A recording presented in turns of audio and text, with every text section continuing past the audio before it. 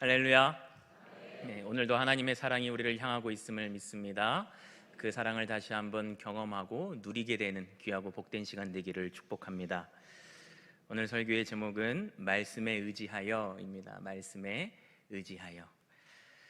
예수님께서 병든 자들을 고치시고 또 귀신을 내쫓으시고 탁월한 가르침을 베풀다 보니 많은 무리가 예수님을 따르게 되었습니다. 그리고 그런 예수님의 소문이 여기저기에 퍼지게 되면서 소문을 듣고 예수님께로 몰려드는 사람들도 많이 있었죠. 오늘 본문도 그 수많은 무리들이 예수님을 찾아와서 예수님의 말씀을 듣는 것으로 시작됩니다. 그 장소는 게네사렛 호숫가였는데요, 우리가 잘 알고 있는 갈릴리 호수의 다른 이름입니다. 그곳에서 예수님은 조업이 끝나서 배를 정박시키고 그물을 씻고 있는 어부들을 만나게 되는데요, 베드로가 이 어부들 중에 한 명이었습니다. 오늘 본문에서는 시몬이라고 나오는데요, 아시겠지만 시몬은 베드로의 본명입니다. 예수님께서 시몬에게 새롭게 지어주신 이름이 베드로여서 우리가 시몬보다는 베드로라는 이름이 익숙한 건데요, 아무튼 예수님께서 이 시몬의 배에 올라타시더니 정박되어 있던 배를 육지로부터 조금 떼어달라고 부탁을 하십니다. 그리고는 그 배의 자리를 잡고 앉으셔서 예수님을 따라온 수많은 무리들에게 말씀을 가르치셨어요. 그리고 말씀이 끝났습니다. 이제 할 일을 다 하셨으니 원래 가려고 했던 길을 가시면 됩니다. 그런데 예수님이 떠날 생각은 하지 않으시고 베드로에게 이렇게 말씀하시는 거예요. 너는 깊은 곳으로 가서 그물을 내려 고기를 잡으라. 예수님의 말씀을 들은 베드로가 대답합니다. 선생님, 저희가 밤새도록 고기를 잡으려고 애썼지만 아무것도 잡지 못했습니다. 하지만 선생님의 말씀에 의지해서 그물을 내리겠습니다. 그리고 깊은 곳으로 가서 그물을 던졌더니 그물이 찢어질 정도로 엄청나게 많은 물고기를 잡았다라는 내용입니다. 많은 분들이 이 본문을 좋아하기도 하시고요, 또 나에게도 이런 일이 좀 생기면 좋겠다라고 생각하기도 하는데요, 이 말씀을 가지고 영화나 드라마를 만든다고 한다면 가장 결정적이고 극적인 장면이 몇 절의 장면일까요? 아마도 6절의 장면일 겁니다. 그렇게 하니 고기를 잡은 것이 심이 많아 그물이 찢어지는지라. 이 장면이요. 밤새도록 수고를 하고도 소득이 없어서 낙심하고 지쳐있던 어부가 별 기대 없이 그물을 내렸는데 셀 수도 없이 많은 물고기가 그물에 걸려 올라오는 그 장면.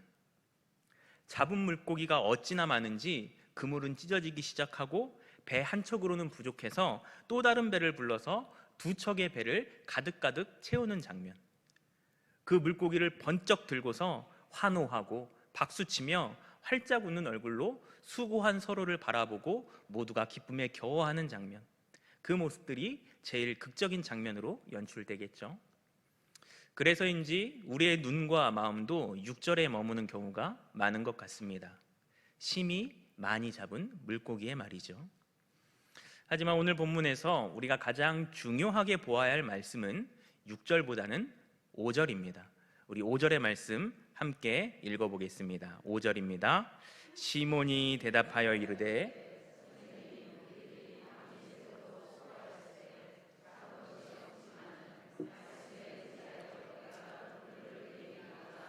아멘. 6절에 비하면 그다지 극적이지도 않고 별다른 임팩트도 없어 보이는 말씀입니다. 하지만 오늘 본문에서 가장 중요한 말씀, 우리가 주목해야 할 말씀이 바로 이 5절입니다. 한번 생각해 보세요. 예수님께서 베드로에게 너는 깊은 곳으로 가서 그물을 내려라 라고 하셨을 때 베드로가 속으로 예수님이 말씀하셨으니까 내가 그대로 순종하면 고기가 왕창 잡힐 거다.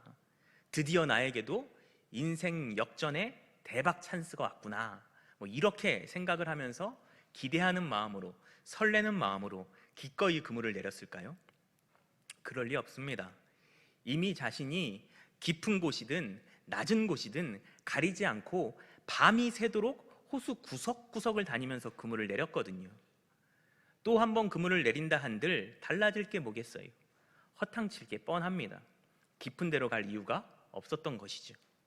또 하나, 예수님께서 베드로에게 깊은 데로 가서 그물을 내려라 말씀하시면서 네가 그렇게 하면 내가 너에게 많은 고기를 낚을 수 있도록 해주겠다 보장해 주셨나요? 아니면 내가 오다가 보니까 저쪽 깊은 곳에 큰 무리의 고깃대가 있더라 정확한 정보를 가지고 포인트를 짚어주셨나요? 아닙니다. 그냥 베드로의 배 위에서 말씀을 가르치시다가 대뜸 깊은 데로 가서 그물을 내려 고기를 잡으라 말씀하셨어요. 베드로에게 뭔가 확실한 약속을 주셨다거나 보장을 주신 다음에 명령했던 게 아니라는 것이죠. 그물을 내릴 이유가 없었습니다. 게다가 지금 베드로는 뭐 하는 중이었어요? 고기를 잡고 있던 중이었나요? 아니면 배 타고 나갈 준비를 하고 있었나요? 아닙니다. 그 반대죠. 밤새도록 그물질을 하고 나서, 그것도 허탕을 치고 나서 포기하고 퇴근하려고 그물을 씻고 있었습니다. 얼른 정리하고 집에 가서 쉬어야 내일이라도 기약할 수 있을 테니까요. 이런 상황에서 예수님이 하라는 대로 다시 호수로 나가서 그물을 내려봐야 소득은 없이 퇴근 시간만 늦어지고 그물은 또 씻어야 하는 수고를 하게 됩니다. 다시 나가서 그물을 내릴 여유도 힘도 없었죠. 마지막으로 베드로는 지금 예수님의 제자 상태가 아니거든요. 이 사건 이후로 예수님을 따르게 되는 것이니까요. 지금은 예수님의 말씀에 순종할 의무가 없는 입장이었습니다. 오히려 예수님이 베드로의 말을 들어야죠. 배 위에서는 선장이 곧 법이니까요. 또 게네사렛 호수는 예수님보다 베드로가 더 훤히 알고 있으니까요. 또 조업에 관해서는 예수님이 아니라 베드로가 전문가니까요. 그는 얼마든지 예수님의 말씀을 거부할 수 있었고 무시할 수 있는 상황이었다라는 겁니다. 이렇게 하나씩 하나씩 따져보면 베드로에게는 예수님의 말씀을 들을 이유가 없었어요. 그런데 베드로가 예수님께 뭐라고 대답해요? 제가 이미 다 해봤습니다. 소용없어요. 오늘은 제가 좀 피곤합니다. 내일 깊은 데로 한번 가보죠 뭐. 제가 그렇게 하면 물고기 확실히 잡힌다고 보장하십니까? 그렇게 대답하지 않았다는 거예요. 우리가 밤이 새도록 수고하였으되 잡은 것이 없지만, 내가 깊은 데로 나갈 이유도 없고 그물을 또다시 내릴 이유도 없지만, 그렇지만 예수님께서 그물을 내리라고 하시니 내가 그 말씀에 의지하여서 그물을 내리리이다 대답합니다. 순종할 이유는 없지만 말씀대로 하겠다라는 거예요. 그리고는 씻고 있던 그물을 다시 챙겨서 정박시켜놨던 배를 이끌고 깊은 곳까지 나갑니다. 나가서 예수님의 말씀을 따라서 실제로 그물을 내렸죠. 무엇이 베드로로 하여금 이 예수님의 말씀을 따르도록 한 걸까요? 베드로의 입장에서는 그물을 내려서 고기를 잡게 될 거라는 기대도 전혀 없었고요. 그물을 내리면 물고기를 잡게 될 거라는 보장도 없었고요. 다 끝낸 주업을 다시 시작할 힘도 여유도 없었어요. 제자도 아니니까 예수님의 말씀에 따를 의무도 없었습니다. 그런데 왜, 뭐 때문에 주님의 말씀에 의지하여서 그물을 내린 걸까? 이 사건이 있기 전에 바로 앞선 4장에서는 베드로와 관련된 한 사건이 기록이 되어 있습니다. 어떤 사건이 있었죠?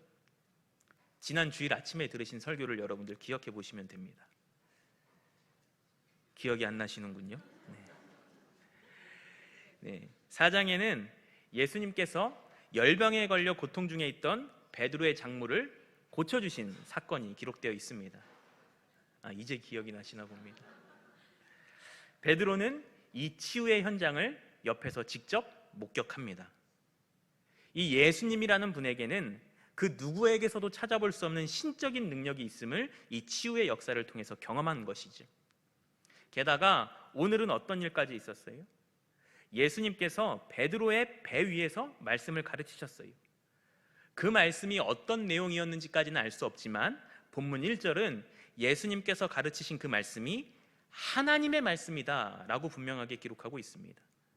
예수님을 통해서 들려진 그 하나님의 말씀, 기존의 여러 랍비들에게서는 들어볼 수 없었던 권위 있는 말씀, 그 말씀을 베드로가 가장 가까이에서 들었어요.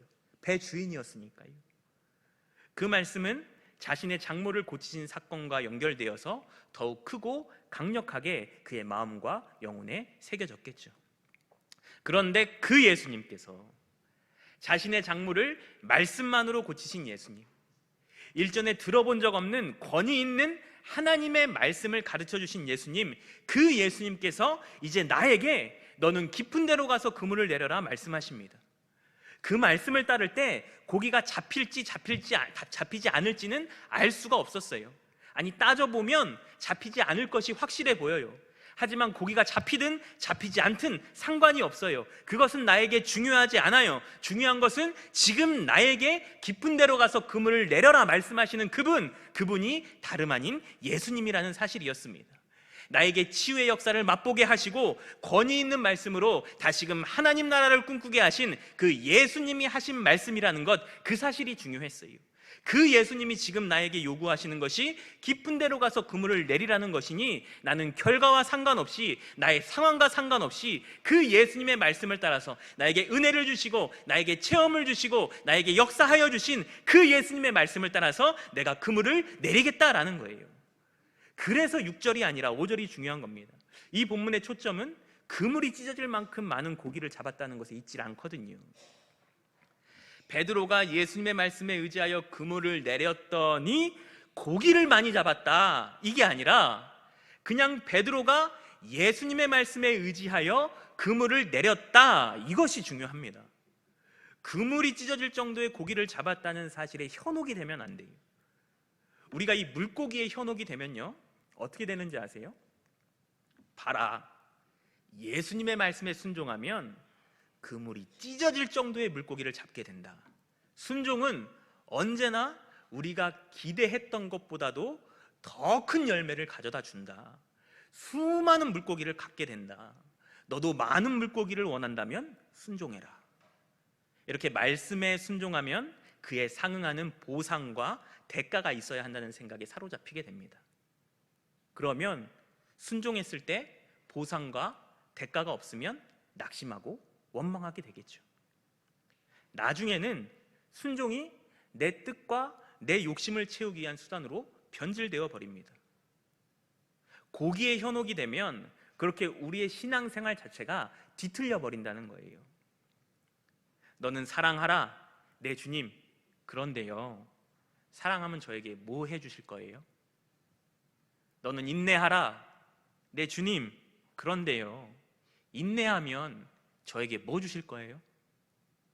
너는 헌신하라, 내 주님. 그런데요, 제가 헌신하면 나중에 몇 갑절로 다 갚아주실 거죠? 너는 용서하라, 내 주님. 그런데요, 용서하면 주님이 나중에 더 크게 복수해 주실 거죠? 깊은 데로 가서 그물을 던져라, 내 주님. 그럼 저 물고기 많이 잡게 될 줄로 믿습니다? 아니요, 이건 순종도 아니고 믿음도 아니에요. 물고기에 현혹되어 있는 뒤틀린 신앙의 모습일 뿐입니다. 너는 사랑하라, 내 주님. 그것이 나를 사랑하신 주님의 말씀이니 그 말씀에 의지하여 내가 사랑하는 사람으로 살겠습니다. 너는 인내하라, 내 주님. 그것이 나의 어리석음과 연약함을 인내해 주시는 주님의 말씀이니 그 말씀에 의지하여 내가 인내하며 살겠습니다. 너는 헌신하라, 내 주님. 그것이 날 위해 몸 바쳐 피 흘리신 주님의 말씀이니 그 말씀에 의지하여 내가 헌신하겠습니다. 너는 용서하라, 내 주님. 그것이 주홍같이 붉은 나의 죄를 용서해 주신 주님의 말씀이니 그 말씀에 의지하여 내가 용서하겠습니다.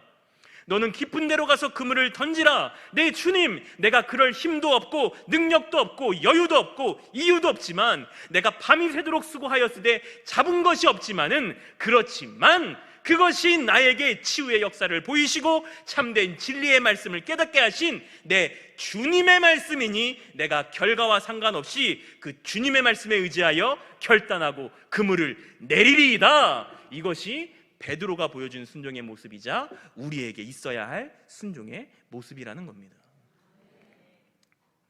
가만히 보면 우리의 순종에는 조건이 달릴 때가 너무나도 많은 것 같습니다. 그래서 주님은 원대한 계획을 가지시고 너는 깊은 데로 가서 그물을 내리라 말씀하시는데, 정작 나는 주님 잠깐만요, 제가 계산을 좀 맞춰보고요, 제가 주님 말씀 따라서 그물 내리면 우리 아들 올해는 취업시켜 주실 건가요? 제가 말씀에 의지해서 그물 내리면 우리 남편 사업 이번엔 좀 필 수 있을까요? 제가 말씀대로 그물을 내리면 우리 딸 올해에는 결혼할 수 있겠죠? 그렇게만 된다면 제가 순종하죠. 근데 그게 아니면 제가 조금 곤란합니다. 제가 아들도 챙겨야 되고 딸도 챙겨야 되고 남편도 챙겨야 되거든요. 내가 얻을 수 있는 결과가 무엇인지를 먼저 생각하게 되는 것 같아요. 만약에 우리가 그런 대가나 보상을 바라고 말씀을 따르고 있다면 그것은 순종이 아니라 거래입니다. 내가 주님 말씀대로 그물을 내릴 테니 주님은 그 그물에 물고기 좀 채워주시죠 라는 거래요. 주님이 우리의 거래 상대입니까? 아니죠. 주님은 우리가 순종해야 할 대상입니다. 그래서 순종에 다른 이유는 있을 수가 없습니다. 그 말씀을 따라서 살아갈 때 내가 손해를 입을 수도 있고, 내가 기대하고 예상한 것을 얻지 못할 수도 있고, 원치 않았던 고난 속에 있게 될 수도 있지만, 그래도 말씀을 의지하여 순종하는 것은 그것이 그저 날 구원하신 내 주 예수님의 말씀이기 때문입니다. 무엇을 바라기 때문이 아니라, 적절한 보상이 약속되었기 때문이 아니라, 그저 그것이 날 사랑하시는 내 주님 예수 그리스도의 말씀이기 때문입니다. 혹여 내가 그물을 내었을 때 또다시 빈 그물을 끌어올리게 된다 하더라도 내게 치유의 역사를 보이시고 내게 하나님 나라의 꿈을 다시금 꾸도록 생명의 말씀을 들려주신 예수님의 말씀이기 때문입니다. 그것 때문에 그물을 내리는 거예요. 그리고 그렇게 주의 말씀에 의지하여 그물을 내릴 때 놀라운 일이 일어나는데요. 어떤 일이 일어나느냐? 우리 11절의 말씀 함께 읽어보겠습니다. 11절입니다. 그들이 배들을 아멘. 어부 생활을 하는 동안 한 번도 보지 못했던 기록적인 양의 물고기를 버려두고, 또 배들과 고기 잡는 모든 도구들까지 버려두고 예수님을 따르는 제자의 길로 들어서게 됩니다. 인생의 목표가 물고기에서 예수님으로 바뀐 것이죠. 이전까지는 물고기를 잡기 위한 인생이었지만, 그래서 밤까지 새가며 그물을 던졌지만, 앞으로의 인생은 예수님을 바라보며 그분의 말씀에 의지하여 순종하는 인생 살겠노라는 다짐입니다. 이것이 주의 말씀에 의지하여 그물을 내리는 순종의 결과로 일어나는 놀라운 변화라는 거예요. 보통은 제자가 되는 것이 먼저이고 순종은 그 제자가 된 이후에 행할 수 있는 것이라고 생각하기 쉽지만 실상은 그렇지가 않습니다. 말씀에 의지하여 순종해야지만 제자의 길에 들어설 수가 있는 거예요. 제자의 삶이라는 것이 내가 오늘부터 제자가 될 거야 이렇게 선언한다고 해서 저절로 사라지는 게 아니거든요. 1:1 제자 양육을 수료하고 수료증 받았다고 해서 제자의 삶을 살 수 있는 것도 아니고요. 예수를 따르는 제자의 삶은 주의 말씀에 의지하여 하나 둘 순종할 때 한 걸음 한 걸음 걷게 되는 그 순종의 삶을 지칭합니다. 마치 깊은 데로 가서 그물을 내리라는 이 예수님의 말씀에 의지하여서 그물을 내린 베드로가 자신의 생계수단이었던 배와 그물까지 모두 버려두고서 예수님을 따름으로써 제자로서의 첫 걸음을 내딛게 된 것처럼 말이죠. 그래서 순종이 없으면 한 발짝도 나아갈 수 없는 것이 제자의 삶인 거예요. 이 일 이후로도 베드로가 계속해서 예수님의 제자로 살아갈 수 있었던 이유는 예수님이 그에게 너 이제부터 내 제자다 라고 말씀하였기 때문이 아닙니다. 그가 계속해서 예수님을 향한 순종의 걸음을 걸었기 때문입니다. 예수님이 가라시면 가고, 예수님이 설하시면 서고, 예수님이 무리를 걸어오라 말씀하시면 걸어가고, 그렇게 주님의 말씀에 의지하여서 하나 둘씩 순종하며 살아갈 때 자연히 걷게 되는 삶의 길이 바로 제자의 길, 제자도인 것이죠. 우리가 꿈꾸며 바라는 인생이 이런 인생이어야 하지 않겠습니까? 우리가 예수님으로 인하여서 구원받은 인생이라고 한다면 물고기에 의지하여서 살아가는 인생, 물고기를 잡을 수 있는 그 배와 그물에 의지하여 살아가는 인생이 아니라 주의 말씀에만 의지하여 그물을 내리는 인생, 수많은 물고기와 그것을 잡았던 배와 그물까지도 버려두고서 예수를 따르는 제자의 인생, 그런 인생이어야죠. 우리 신앙생활의 목표가 무엇인지를 한번 생각해 보세요. 말씀에 의지하여서 많은 고기를 잡는 것이 아닙니다. 말씀에 의지하여서 예수를 따르는 것이 우리 신앙생활의 목표입니다. 그물을 내릴 때마다 만선을 이루는 그런 유명한 대어부가 되는 것이 우리 신앙의 목표가 아니라 그 모든 것을 버려두고서라도 예수를 따르는 제자로 살아가는 것, 그것이 우리 신앙생활의 목표잖아요. 그것을 위해서 우리가 말씀을 읽기도 하고 보기도 하고 듣기도 하고 배우는 것이고요. 그죠? 베드로가 말씀대로 그물을 내려서 대박이 났다더라, 나도 그물 한번 찢어져 보자, 나도 그런 대박 한번 경험해 보자, 나도 말씀대로 살아서 만선의 기쁨을 누리며 편안하게 떵떵거리면서 살아보자, 그것이 우리 신앙생활의 목표요, 내 인생의 목표라고 한다면 요행을 바라고 한탕을 바라며 살아가는 허탄한 인생들과 다를 것이 무엇이겠습니까? 저도 인간적인 마음으로는 여러분, 하나님의 말씀에 순종하세요. 그 말씀대로 살아가면 반드시 그물이 찢어질 정도의 많은 물고기를 얻게 됩니다. 여러분 모두가 그런 복과 재물과 성공을 얻을 수 있습니다. 모두가 그 순종의 복을 누리며 살아가세요. 그렇게 여러분을 축복하고 싶습니다. 또 여러분들의 삶에 그런 일들이 일어나면 좋겠어요. 그런데 그렇지가 않아요. 왜요? 제 심보가 고약해서요? 제가 여러분만 잘 되는 꼴을 볼 수가 없어서요? 그게 아니라 사실이 아니라서 그래요. 사실이 아니라서. 당장의 베드로의 삶을 보세요. 그리고 그 유명한 바울 사도의 삶을 보세요. 누구보다 최선을 다해서 말씀에 의지하여 순종하며 살아간 그들의 삶을 한번 보세요. 거기에 부귀영화가 있었나요? 없었어요. 오히려 고난과 순교가 있었습니다. 그들의 삶에 많은 물고기가 늘 따라다녔나요? 그렇지 않아요. 오히려 그것들을 버려두고 빈손으로 예수님을 따릅니다. 순종할 수 없는 이유, 말씀에만 의지하지 못하는 이유가 우리에게는 너무 많은 것 같습니다. 제가 요즘 너무 바빠서요, 우리 아이가 너무 어려서요, 집안의 반대가 심해서요, 우선은 제 입에 풀칠을 해야 해서요, 제가 할 줄 아는 게 없어서요, 제가 요즘 좀 피곤하네요. 네, 맞아요. 그런 상황이죠. 그렇게 하나씩 따져보면 나에게는 예수님의 말씀을 들을 이유가 없을지 모르겠습니다. 깊은 데로 갈 이유도 딱히 없고 그물을 내릴 이유도 딱히 없겠죠. 하지만 주의 말씀을 의지한다는 것, 그래서 말씀에 순종한다는 것, 그것은 순종할 다른 이유가 없다 할지라도 나를 구원하시고 나에게 새 생명을 주신 내 예수님의 말씀이기 때문에 따르는 것을 말합니다. 순종할 상황이 아니라 할지라도 내 삶 가운데 이미 역사하시고 매 순간 진리의 말씀으로 나를 이끌어 가시는 그 예수님의 말씀이기 때문에 따르는 것을 뜻합니다. 대가나 보상이나 결과와는 상관없이 그것이 내가 믿고 내가 섬기고 내가 사랑하는 내 주님의 말씀이기 때문에 따르는 것을 뜻합니다. 여러분이 쫓고 있는 물고기는 무엇인가요? 그것이 내 손에 없어서 낙심하고 그것이 나의 그물에 가득 잡히기를 바라는 그 물고기, 여러분에게는 무엇인가요? 대가나 보상에 집착한다면, 그 물고기에 집착하며 살아간다면 결코 예수님을 따를 수가 없습니다.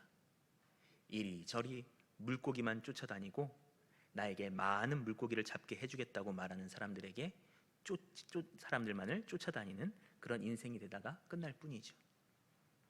만약 이 베드로도 엄청나게 많이 잡힌 고기에 정신이 팔려 있었다면 자신의 모든 것을 버려두고 예수님을 따라갔을까요? 그렇지 않습니다. 그 많은 고기를 어떻게 포기했겠어요? 그냥 예수님께 고맙습니다, 이 은혜는 잊지 않겠습니다, 여러 번 인사한 후에 고기를 팔러 시장으로 갔겠죠. 그리고 나서 매일 깊은 데로 가서 금을 던지느라 바빴겠죠. 우리가 기억하고 있는 예수님의 제자 베드로는 존재할 수 없었을 겁니다. 주님은 그 옛날 베드로를 찾아가셔서 그에게 결과와 상관없는 순종을 요구하시며 깊은 데로 가서 그물을 내리라 말씀하셨던 것과 같이 오늘 이 자리에서도 결과와 상관없이 말씀에 의지하여 그물을 내리는 사람, 그 순종의 사람, 그렇게 한 발짝이라도 예수님을 따라갈 사람을 찾고 계십니다. 배와 그물과 물고기를 모두 버려두고 예수님을 따를 그 순종의 사람을 찾고 계십니다. 나를 구원하신 예수님, 내게 생명 주신 예수님, 지금도 나와 함께 하시며 은혜 주시는 예수님, 그 예수님께서 말씀하셨으니 밤이 새도록 수고하였으되 잡은 것이 없지만은 내가 그 예수님의 말씀에 의지하여 그물을 내리리이다, 베드로와 같이 대답하고 순종할 수 있는 저와 여러분이기를 바랍니다. 그 순종의 걸음을 걸으며 살아갈 때 비록 내 그물에 물고기는 없을 수 있겠지만 내 인생길은 분명한 제자의 길이 되고 나의 삶은 예수님을 따르는 제자의 삶이 되어갑니다. 그런 삶을 꿈꾸며 대가나 보상을 바라지 않고 상황과 여건을 뛰어넘어서 결과와 상관없이 주님의 말씀에 의지하여 순종함으로써 한 걸음 한 걸음씩 제자의 길 걸어가는 우리 모두이기를 주님의 이름으로 축원합니다. 우리 이 시간 함께 기도하겠습니다.